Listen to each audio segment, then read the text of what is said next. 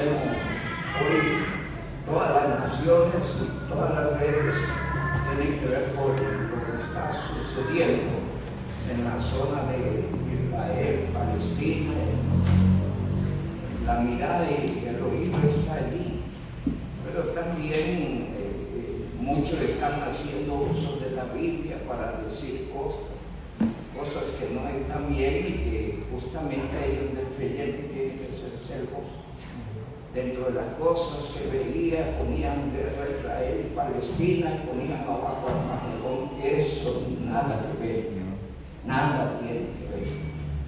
Probablemente camine por ahí el asunto, pero nada tiene que ver Armagedón con una guerra entre Israel y Palestina. Nada tiene que ver. Y es importante. Otra cosa que miraba es que alguien hacía algunos números y presentaba un gráfico y decía que es posible que en los próximos 2 años Cristo venga. No podemos decir eso, pero algo decía que la historia es muy importante. Estamos a la expectativa de la venida de Cristo. Como puede tardar 2 años, pudiera venir en esta noche, amén. Y entonces nosotros estamos preparados para cuando Él venga. Digo esas cositas porque realmente el mundo sabe que vienen cosas, ¿verdad? Que van a suceder cosas y el mundo está convulsionado. Y Jesús decía: oiréis de guerras y rumores de guerras. Y veréis la gente espantada a causa del camino del mar. Y miraba un detalle este año. Si ha habido un año pasado por agua, ha sido este año. ¿De acuerdo? Y todas las naciones lo han visto. Ver a Arabia Saudita inundada, cuando eso no va con ellos, lo sucedió. Después todas las naciones, Italia, Alemania, Estados Unidos, México, por todas las naciones, prometiéndole a los hombres: si yo quisiera destruir todo con un diluvio, se puede, solo que Dios es fiel a su palabra, amén. Y Él dijo que nunca más destruiría el mundo como un diluvio. De manera que muchas cosas se están dando en torno a esto.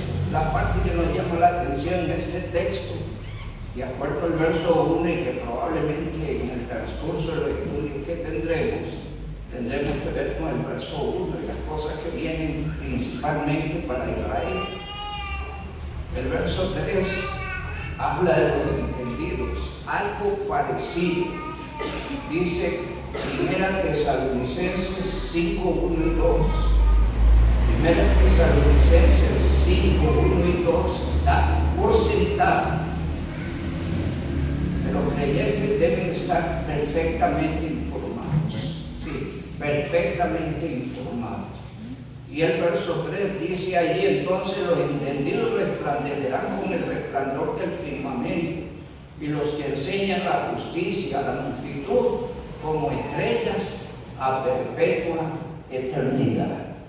Dice el verso 10 tiene un paralelo con Apocalipsis 22:11. Si usted lee Apocalipsis 22:11, es semejante a este verso 10, donde dice: muchos serán limpios y emblanquecidos y purificados. Los impíos procederán impíamente y ninguno de los impíos se entenderá, pero los entendidos comprenderán. Esperamos que todos los creyentes están entendiendo el plan de Dios a través de la palabra. Están también leyendo el acontecer mundial. Deberíamos estar informados. De hecho, voy a citar un pasaje allí en Romanos capítulo 3, que es semejante a ese verso 10 que leímos y es semejante también a Apocalipsis 22:11. Dice el verso 11: y esto conociendo el tiempo que es ya hora de levantarnos del sueño. Hay que dejar toda somnolencia espiritual, toda indiferencia espiritual, toda religiosidad y tomarse las cosas en serio, porque van a haber muchas cosas que van a sorprender. Y dice la palabra del Señor, porque ahora está más cerca de nosotros nuestra salvación que cuando creímos. La noche está avanzada y se acerca el día. Desechemos pues las obras de las tinieblas y vistámonos de las armas de la luz. Andemos como de día, honestamente, no en glotonerías y borracheras, no en lujurias y lascivias, no en contiendas y envidias, verso 14 y su parte, sino vestidos del Señor Jesucristo y un consejo, y no proveáis para los deseos de la carne. Allí en Daniel capítulo 9, donde está nuestra enseñanza, dijimos que la semana 70 inicia alrededor de 445 antes de Cristo. Y es allí donde se da la orden de empezar a restaurar los muros, a restaurar Jerusalén. Y en esta tarea entra Nehemías. Invitamos a leer el libro de Nehemías, que es de mucha bendición. Y allí en el libro de Nehemías encontramos que la obra es terminada, pero no fácil.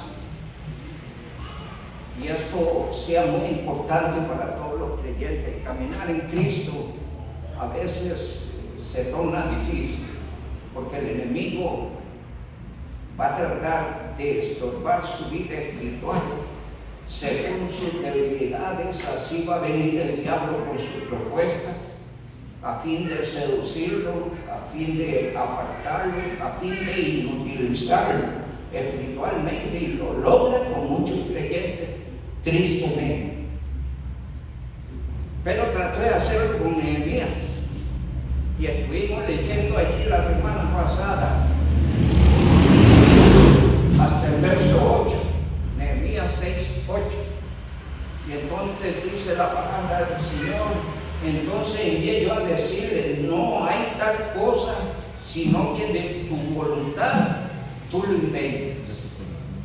Pero la cosa pareciera que se queda allí. El 9 describe el objetivo de todas las invitaciones y propuestas. ¿Cuál es? Inutilizar, parar la obra, entrabarlo a usted espiritualmente.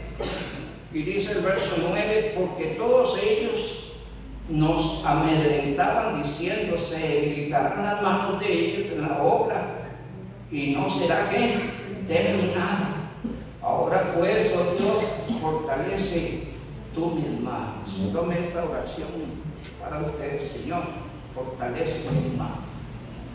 Porque van a haber luchas, pruebas. Tal vez les recuerdo 1 Pedro 5:8, donde el Señor dice, ser sobrios y velar, porque el diablo anda como león rugiente buscando a quien devorar. Y el verso 9 hace un desafío al creyente, ¿no? Ese desafío lo asume Nehemías, y dice, al cual resistir firmes en la fe, sabiendo que los mismos padecimientos se van cumpliendo en vuestros hermanos en todo el mundo. Entonces todos los cristianos en la faz de la tierra tienen luchas similares, pero dice la palabra del Señor que nuestra lucha no es contra sangre y carne, sino contra principados, contra potestades, contra gobernadores de las tinieblas de este siglo, contra huestes espirituales de maldad. Quien se atraviesa a Dios, su obra, su iglesia y sus cristianos es Satanás. Él tratará de entrabar al creyente, estorbar la iglesia, hacerle la guerra a Dios, impedir el evangelismo, impedir que el creyente crezca o sirva a Dios. Pero ¿cuál es el desafío que usted tiene? Seguir adelante. Dice la palabra del Señor, verso 10.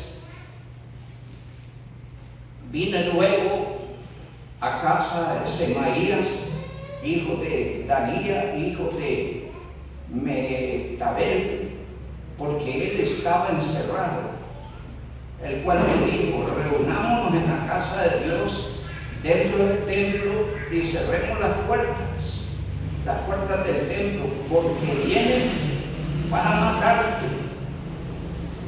Sí, esta noche vendrán a matarte. Y dice el verso 11: entonces dije, un hombre como yo ha de huir, es decir, se va a dejar amedrentar, estorbar por el diablo. Y hermano, esto es un desafío, al mismo desafío que Dios le hace a Josué. ¿Cuál es el desafío que Dios le hace a Josué? Mira que te mando que te esfuerces y seas valiente. Ese es el desafío que tiene el creyente.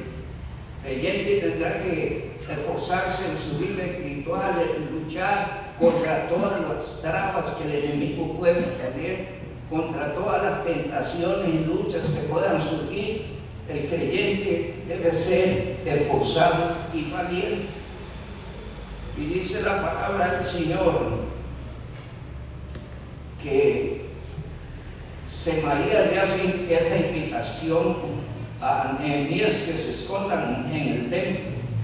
Entonces dije, un hombre como yo ha de huir, y quien que fuere como yo entrará en el templo para salvar la vida. No entraré.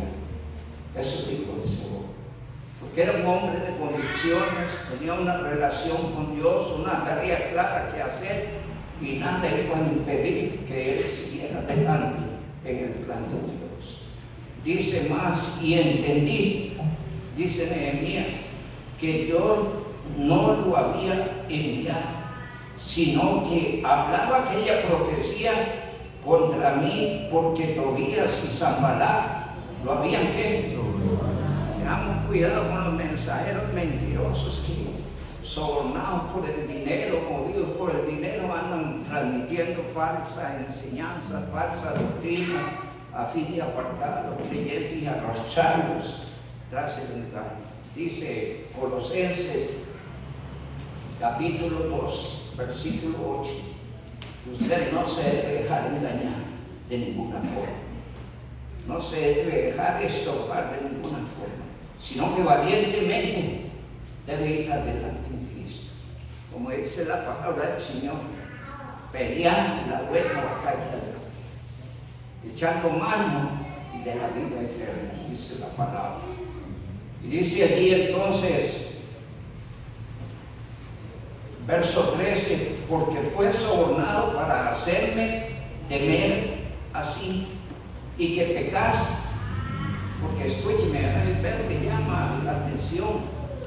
Alguien pudiera decir, pero es que lo engañaron, pero es que lo invitaron para apartarlo. No, dice Nehemías que si él hubiera cedido, ¿qué dice? Hubiera pecado. Porque desistir en la vida espiritual es pecado. Porque dejar de servir al Señor es pecado, porque dejar de congregarse es pecado, porque dejar de leer la Biblia es pecado, porque dejar de orar es pecado, dejar de cultivar lo espiritual es pecado. De hecho, usted lee en Santiago 4:17, el que sabe hacer lo bueno y no lo hace, le es pecado. Eso dice la palabra del Señor. De manera que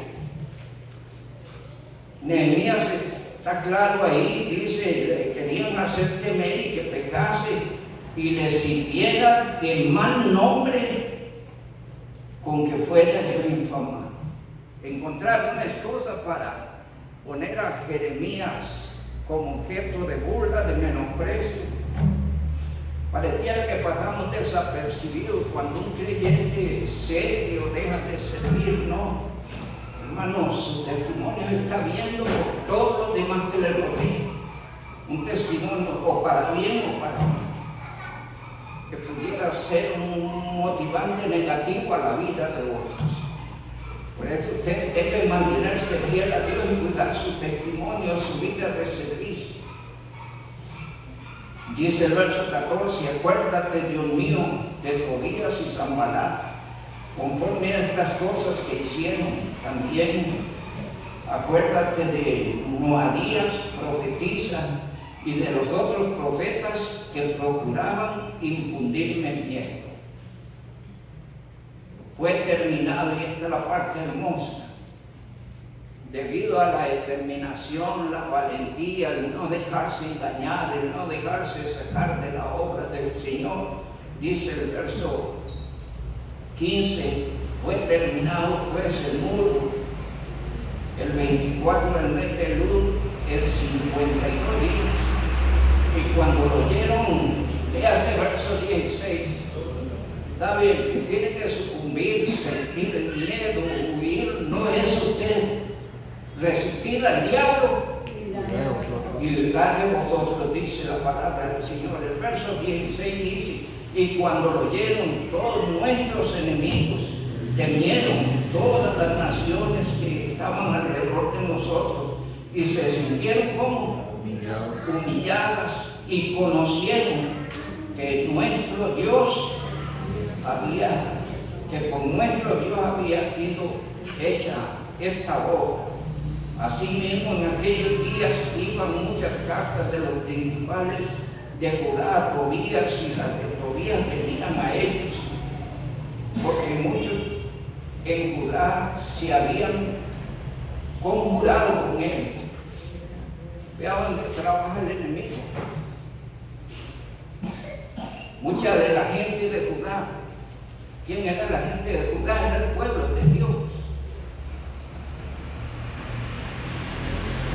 Y los dos sí, observen que sobornaron a algunos profetas, pero no solo sobornaron a algunos profetas, sino que seducieron a muchos creyentes judíos a ponerse de parte de ellos. Si alguien anda mal, tratará de arrastrar a otro para no sentirse solo. Cuídense y abra usted los ojos respecto a las invitaciones de los mismos creyentes. Porque algunos creyentes le invitarán a usted y parecen invitaciones bonitas, inofensivas, pero hay que cuidarse de la trama que maneja el diablo debajo de todo eso. Allí la palabra del Señor dice, entre los salmos, el Salmo 119, ahorita no lo manejo, está entre los salmos, donde dice el salmista, compañero soy yo de lo que ven en tu nombre. ¿Cuál debe ser el compañerismo nuestro? De aquella gente que venga, de aquella gente que quiere agradar a Dios.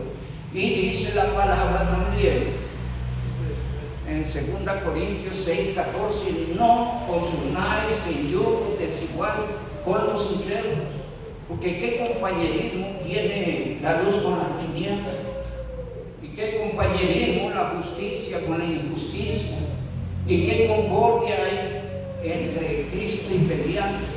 Y el Señor llama a discernir la importancia de esa separación. Allá Dios le dice a Israel, no os unáis con los pueblos de la tierra para que no aprendáis sus costumbres. Y a veces los creyentes, no sé si usted quiera Dios o no, pero a veces nos movemos y compartimos con los incrédulos que sus costumbres vienen a ser de repente parte nuestra. Y allí el creyente tiene que ser sabio. Y dice la palabra del Señor en eso, el verso 14, porque muchos de Judá se habían conjurado con él porque era yerno de Zacarías, hijo de Ara, y Johanán, su hijo, había tomado por mujer la hija de Mesulam, hijo de Berequías. También contaban delante de mí las buenas obras de él, y a él le referían mis palabras. Y enviaba a Tobías cartas, ¿para qué? Atemorizar. Porque el diablo va a seguir atemorizando. Mientras Cristo no venga, estamos en la Sí, debe estar claro. Y no hay creyente tan fuerte en la vida espiritual que todos los días no tenga su lucha. Que todos los días el diablo no busque derribarlo, apartarlo, seducirlo, no sé. Digo estas escrituras porque son muy valiosas de tener en cuenta. ¿Por qué? Porque fuimos llamados a la obra de Dios, amén, así como Nehemías. Y hay un compromiso con Dios, hay deberes por cumplir. Tenemos dones y talentos dados por el Señor. Y Dios quiere que vayamos adelante sin sucumbir. Si alguien ha aflojado y ha cedido, yo le ruego en el nombre de Jesús que se arrodille y le pida perdón al Señor. Porque el Señor quiere que usted siga fiel hasta el fin. ¿Está bien? Que se arrodille y le pida perdón al Señor y se reencuentre, se retome allá en sus inicios en Cristo para seguir adelante peleando la buena batalla de la fe. Y si alguien ha huido en el caminar cristiano, no es usted, debe ser Satanás. Y esto va a depender de la firme y determinante batalla que usted dé en Cristo, así como lo hizo Nehemías. La palabra del Señor entonces nos enseña que la semana 70 empieza a descontarse alrededor del año 445 después de Cristo. Y luego de esta semana empiezan a descontarse las 62 semanas en una forma ininterrumpida, donde sucedieron muchas cosas.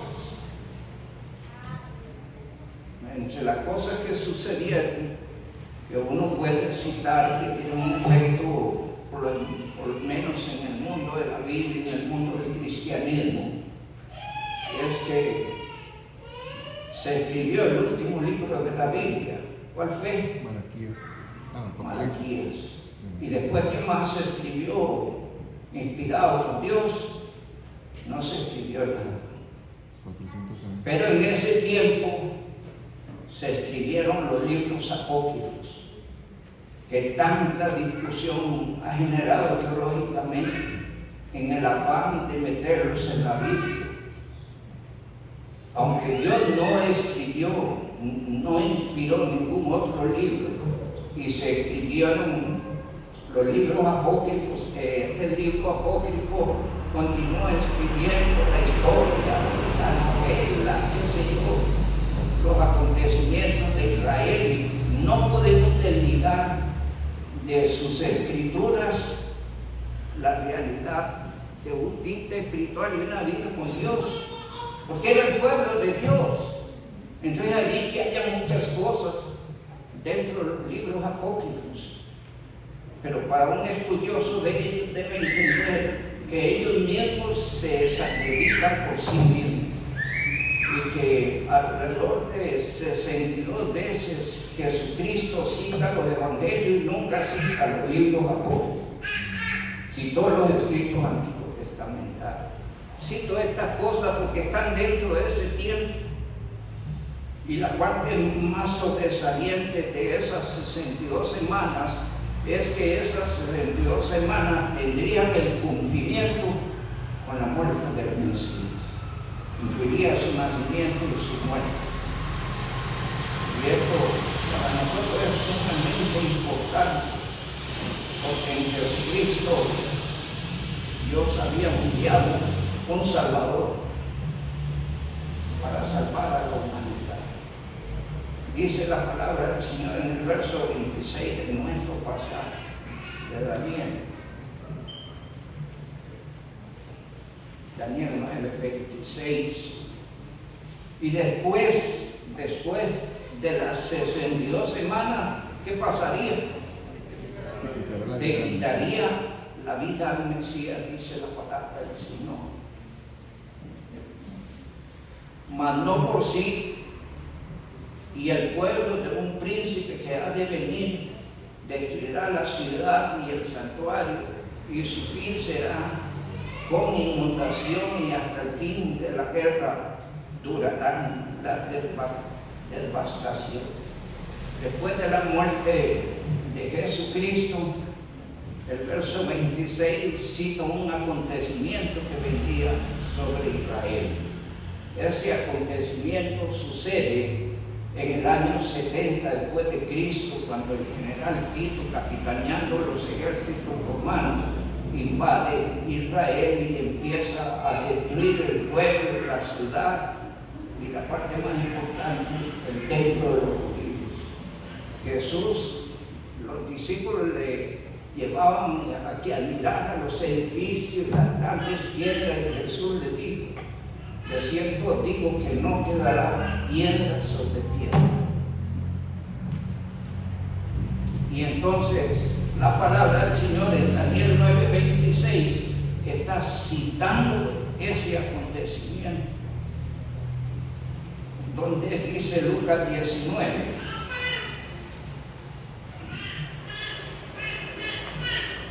El mismo Jesús retoma, si te quiere, esa profecía en la entrada a Jerusalén, en lo que se denomina como la entrada triunfal, capítulo 19, versos 41, dice la palabra: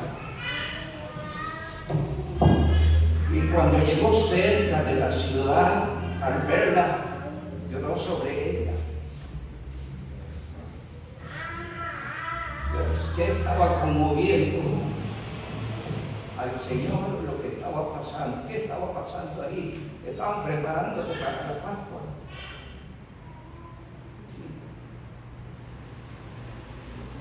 Y el pueblo mostrando toda su religiosidad, pero en cuanto a él estaban cegados, no habían entendido el propósito de su venida. Y dice el verso 42 diciendo: oh, si también tú conocieses a lo menos este tu día, lo que es para tu paz, mas ahora está encubierto a tus ojos. Y eso lloraba. Lloraba no solo por el rechazamiento de Israel, sino por las cosas que vendrían, por las terribles cosas que vendrían. Y dice la palabra del Señor: porque vendrán días sobre ti cuando tus enemigos te rodearán con vallado y te sitiarán, y por todas partes te estrecharán y te derribarán a tierra y a tus hijos dentro de ti, y no dejarán en ti piedra sobre piedra. Por cuando, ¿qué cosa? No te conociste el día de tu visitación. Y allá Daniel 9:26 y el 27, y dice que hasta el fin durarán las devastaciones. Esto es principio de dolores para Israel, porque aquí se inicia lo que se conoce como la diáspora. Todo el pueblo de Israel es echado de su tierra y deambulan por todas las naciones, hasta Costa Rica llegan. Se dice que parte de las gentes que venían en aquel entonces España se estaba sacudiendo, especialmente de los judíos, porque muchos males estaban surgiendo, y por acontecimientos como estos culpaban al pueblo judío de todos los males y procuraban desprenderse de ellos. Y deambularon y todavía deambulan por todas las naciones del pueblo hebreo. Pero el hecho más terrible que vivió el pueblo de Israel respecto a esto, por lo cual llora Jesús, es cuando se dio la increíble matanza de judíos en los tiempos de Jesús, donde murieron alrededor de 6 millones de judíos, incluidos hombres, mujeres y niños. Tuve la bendición de estar en el Museo del Holocausto, y pueblo de Israel construyó, digamos que, unos, no sé, 20 lugares como estos en una sola extensión. Estoy poniendo un dato que de repente me quedo corto, no sé,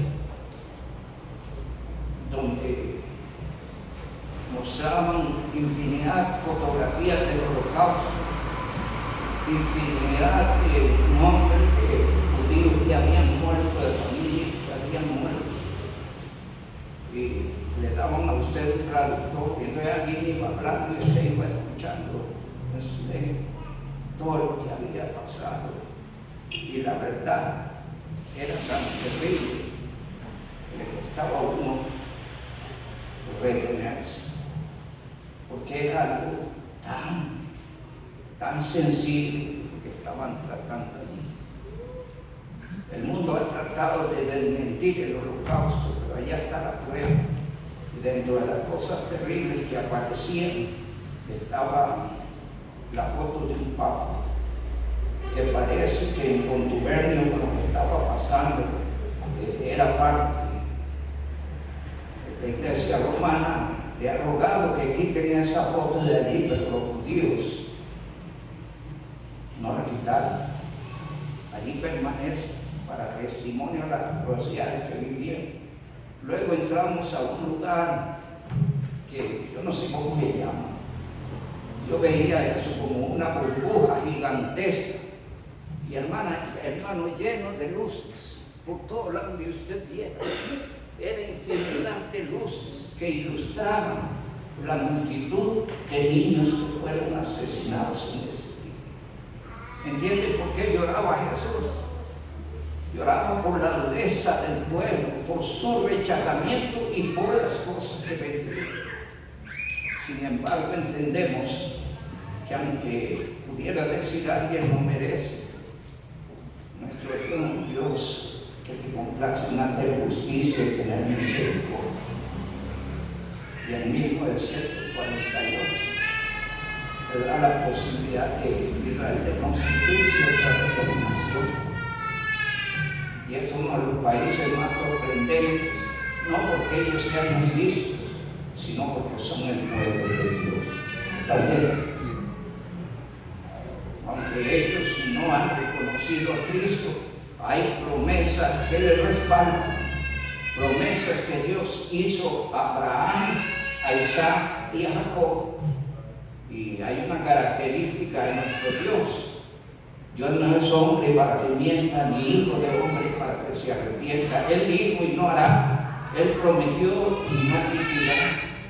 Así es que en muchas otras partes dice que por amor a Abraham cumplirá. Por amor a él mismo cumplirá. Y entonces allí Dios sigue respaldando a Israel. Aún dentro del cristianismo hay muchos contra Israel. Pero yo le aconsejo a usted, ore por la paz de Jerusalén, como dice la Biblia. Tal vez tenga muchas razones que lo lleven a ver cosas que a usted no le parece y juzgaría mal y lo llevarían a condenar. No lo haga. Oren por la paz de Jerusalén y dejen los juicios a Dios. Amén. Y ore como dice Romanos capítulo 10, versículos 1 y 2. Oren por la salvación de ellos. Pablo oraba por la salvación de su pueblo. Y debemos orar. Parte de mis oraciones es Dios, da tu paz a Jerusalén. Que orar por eso implica decirle, Señor, ven pronto para la iglesia. Ven al rescate de Israel, porque al orar por la paz de Jerusalén, el único que va a traer paz es el príncipe de paz, Jesucristo. Amén. El único que va a traer paz. Ahí van a promover una paz que se va a caer a la mitad de la gran tribulación. Esa no es la paz del Señor. Dice el Señor, mi paz os dejo, mi paz os doy. Yo no la doy como el mundo la da. La palabra del Señor nos enseña entonces que por las 62 semanas se quita la vida al Mesías y viene la destrucción de la ciudad del santuario.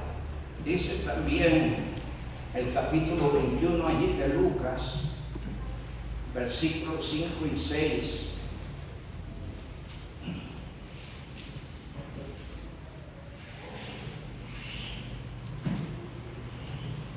Lucas 21, versículos 5 y 6.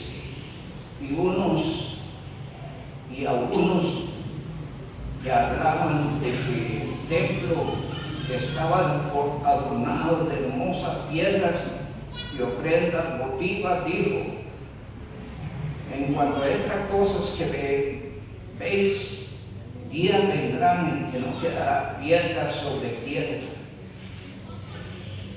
que no sea destruida. Está apuntando al año 70 después de Cristo. Y luego dice la palabra del Señor allí en 9:26.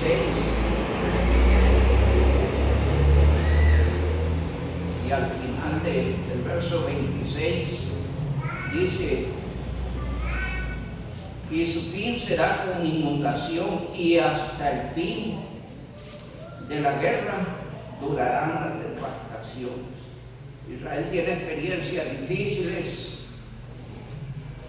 Vino la invasión en el año 70, estuvo la matanza de Hitler, pero esto no ha terminado. Porque después de arrebatada la iglesia, viene la última semana. Y esa última semana consta de dos partes: un pacto con los judíos y aparente paz. Y cuando esa mitad de la semana se rompa el pacto, entonces nuevamente hay una persecución contra los judíos y los judíos huyen al desierto. Eso dice la palabra. Se entiende que el desierto tiene que ver con Jordania y que tiene que ver eventualmente con lo que se conoce como la ciudad de Petra. Ellos huyen al desierto. El anticristo busca matarlo de todas formas, pero el Señor los protege, porque Dios siempre cuida y protege a los suyos.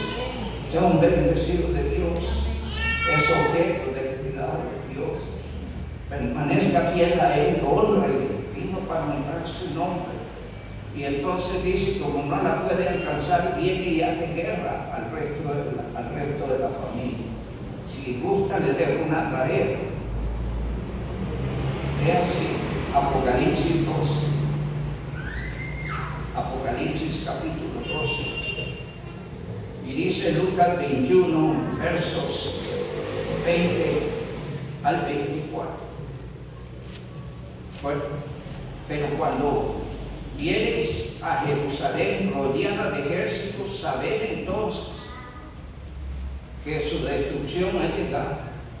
Entonces los que estén en Judea huyan a los montes, y los que estén en medio de ella váyanse, y los que estén en los campos no entren en ella, porque estos son días de tribulación, para que se cumplan todas las cosas que están escritas. Mas hay de las que estén encinta y de las que críen en aquellos días, porque habrá gran calamidad en la tierra e ira sobre este pueblo, y caerán a filo de espada y serán llevados cautivos a todas las naciones, y Jerusalén será hollada por los gentiles hasta que se cumplan los tiempos de los gentiles. Aún Israel está en su tierra, pero aún impera el tiempo de los gentiles. Y ellos tienen que ver con Israel. Si usted lee muchas profecías, descubre que las naciones están repartiendo la tierra de Dios. Muchos quieren concesionarle a los palestinos a Jerusalén por capital, y es la ciudad amada de Dios. Eso lee de la Biblia. Y nos encontramos muchas cosas como estas en la palabra bendita de Dios. Después de la semana 70 hay un paréntesis. Y permítame decirle, aún estamos en ese paréntesis.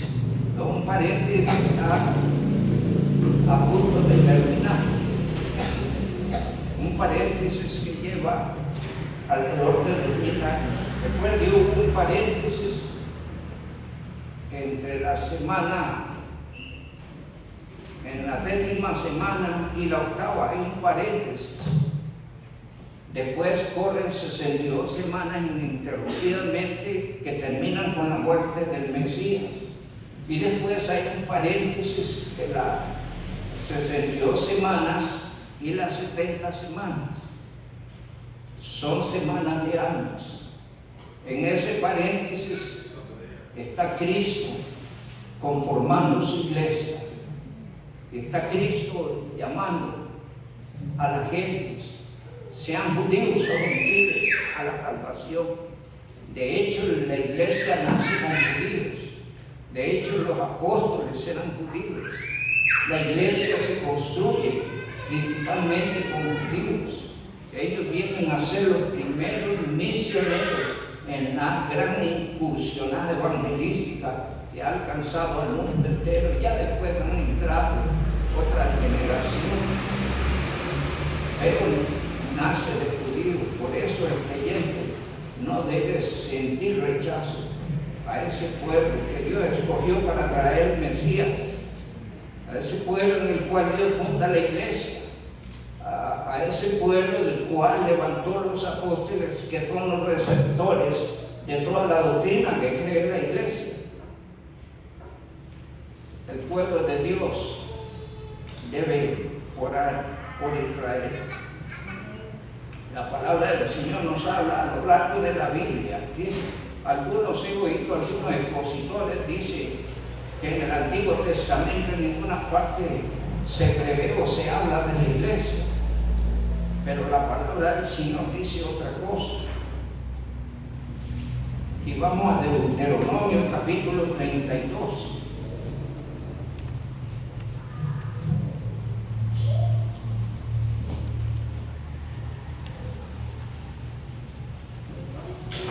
Verso 21.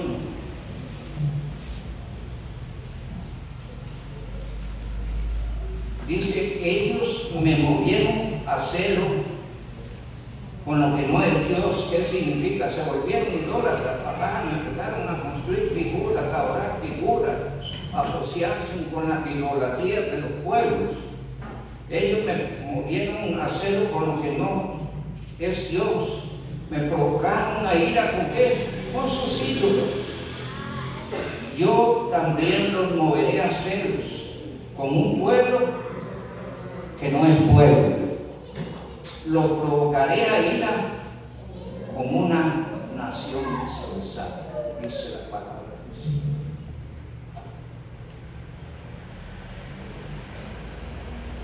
¿Cuál es el nuevo pueblo de Dios? La iglesia. Dios usó muchos pueblos en relación a Israel, no para provocar celos, sino para castigarlos. Ejemplo, Babilonia. Pero aquí está hablando de otra cosa. El pueblo de Israel no quiere oír de Cristo, no quiere oír de la iglesia, no quiere oír de los evangelios. Gracias a Dios que hay muchos. Puede por el pueblo cristiano que está allí, para que Dios lo use. Entonces ahí Deuteronomio nos deja ver luz en eso. Dice Romanos también, capítulo 9, versículos 25 y 26. Y ahí cita el libro de Oseas. Como también Oseas dice, llamaré pueblo mío al que no era mi pueblo, y a la amada y a la no amada, amada. Y en lugar donde se le dijo, vosotros no sois pueblo mío, allí seréis llamados hijos del Dios viviente. Amén. ¿Recuerda cuál fue el consejo del Señor a los discípulos en su trabajo evangelístico? Vayan antes a las ovejas perdidas de la casa de Israel. Porque primeramente para ellos era la salvación. Pero ya cuando ellos rechazan, nos encontramos pasajes como este, donde Dios llama a todos los que crean en Cristo, sean judíos, gentiles, a todo el que pueda aceptar a Cristo como un Salvador personal. Y dice el capítulo 10, versos 16 al 21. Mas no todos obedecieron al Evangelio. Y cita el libro de Isaías. Pues Isaías dice: Señor, ¿quién ha creído a nuestro anuncio? Así que la fe es por el oír, y el oír por la palabra de Dios. Pero digo, no han oído, antes bien por toda la tierra ha salido la voz de ellos, y hasta los fines de la tierra tus palabras. También dijo: ¿no ha conocido esto Israel? Primeramente Moisés dice: yo os provocaré a celo con un pueblo que no es pueblo, con pueblo insensato os provocaré a ira. E Isaías dice resueltamente: fui hallado de los que no me buscaban, y me manifesté a los que no preguntaban por mí. Pero acerca de Israel dice: todo el día extendí mis manos a un pueblo rebelde y contradictorio. Por eso lloraba Jesucristo. Pero Deuteronomio, Oseas, Daniel hacen referencia del nuevo pueblo, del cual Dios llamaría a todos los creyentes en Cristo. Hermanos, nos quedamos aquí, seguimos la próxima semana. Escuchen, usted tiene un inmenso honor haber sido escogido por Dios para ser su pueblo, el ser llamado por Dios a servirle, a hacer su obra. No se deje como Nehemías estorbar en ninguna forma. Ore al Señor, dígale al Señor: úseme, y el Señor lo usará. La obra de Dios se hace por todos aquellos valientes que no se dejan amedrentar por el enemigo, sino que mantienen la mirada puesta en Cristo. Ame al Señor, siga al Señor, sirva al Señor y espere su gloriosa venida. Que Dios Altísimo le siga bendiciendo. Gracias.